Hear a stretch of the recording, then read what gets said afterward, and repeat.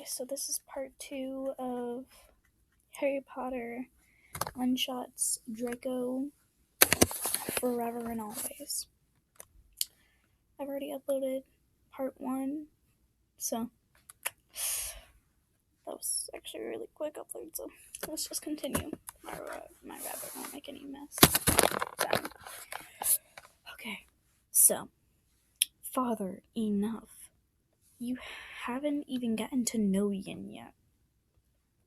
Draco tried to interfere. Dari, it's fine. You said while rubbing your thumb against the back of his hand. In an instant, Draco calmed down and his eyes softened at your voice and touch. Do you see what he's doing to our son? She changed him, Narcy. She's probably a little slut, too. At this, your eyes stung with tears, but you refused to let them go. That is what broke Draco. Enough! Father, you haven't even met her. All you know is her name and her blood status. That doesn't mean anything. I love her, she loves me, that's all that matters, and if you can't accept that, then so be it, saying Draco was mad, and just words. He's beyond pissed. Draco, it's fine. I'm used to it anyways.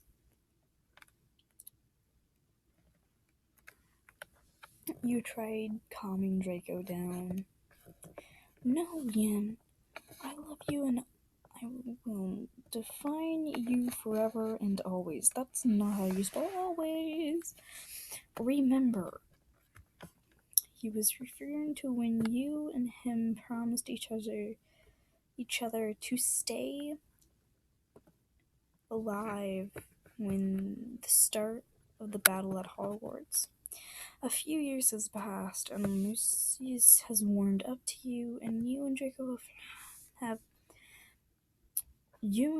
are happily married, and you have a son you both adore very dearly, Yin. You turn to him after putting Scorpius in his cod. Yeah, I love you. You grinned. Always and forever, my love. Okay, so that should be it. I still have some time on this video, so let me see here.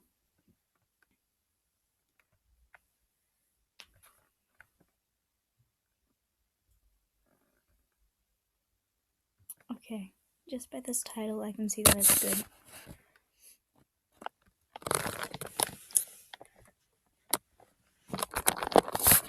She walked down the street of Diagon Alley. I'm probably saying that's so wrong. Diagon Alley. No, Diagon Alley. Smiling at the non-cylindrical feeling that flowed through her. It has been a year since the war, and it was the first time she visited Diagon Alley. My green eyes focused on the bright orange-colored building belonging to her one and only best friend, George Weasley. She hadn't seen him since the war time, and has been through time his partner in crime. She took her time, looked back at the stores, and she loved since she was 11. She stopped herself from taking in the sight of the orange building from where she was standing. She could see a bunch of other kids running inside around to see if their moms would buy. I have a fly on my computer. I didn't get it. Well.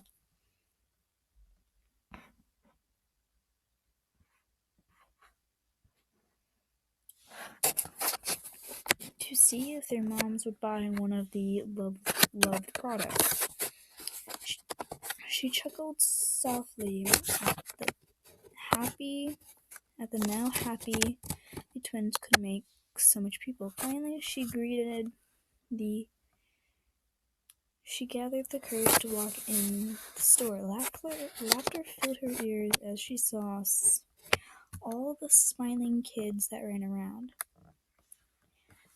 She looked around the store, admiring the products on the shelves that seemed to just be all over the place. Deeper in the shop hung a picture of Fred Weasley.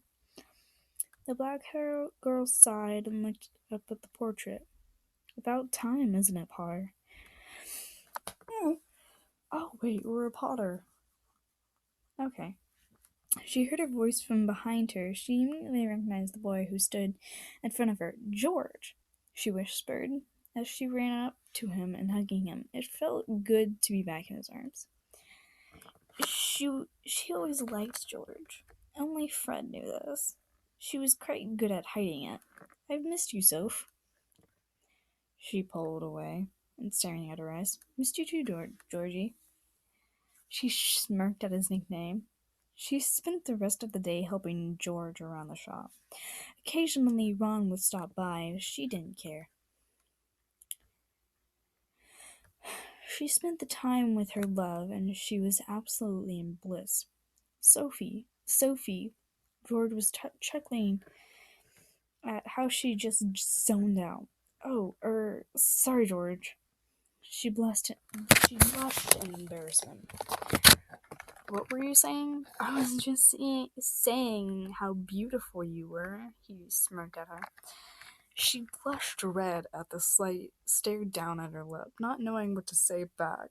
She felt 2 fingers slid under her chin, and as she was forced to look back up into his eyes.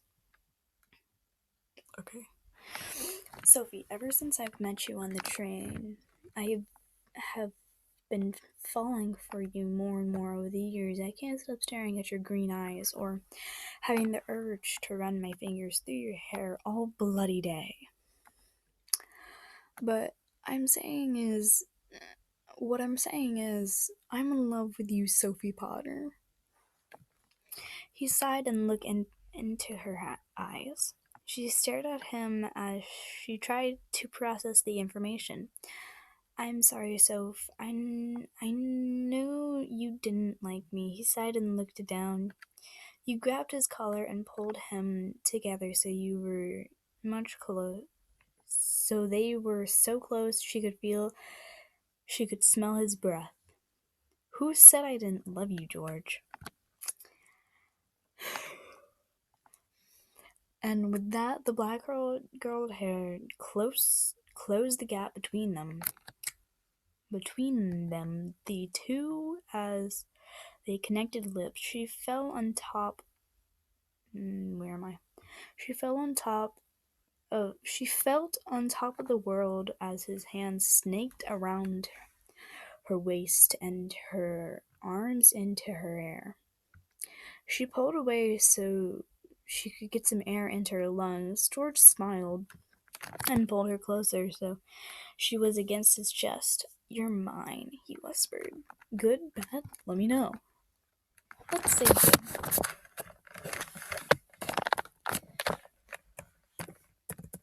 A good. I don't really leave comments, but that was a very good one.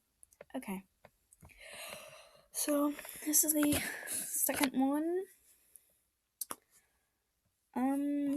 I had another thing in there, so hope you enjoyed. Credits to the author and all the characters that are in here. Well, except the Sadie Potter. Sadie Potter goes to her. All the other characters go to J.K. Rowling for Harry Potter. If you haven't seen the series, why are you here? Go check them out. Well, bye.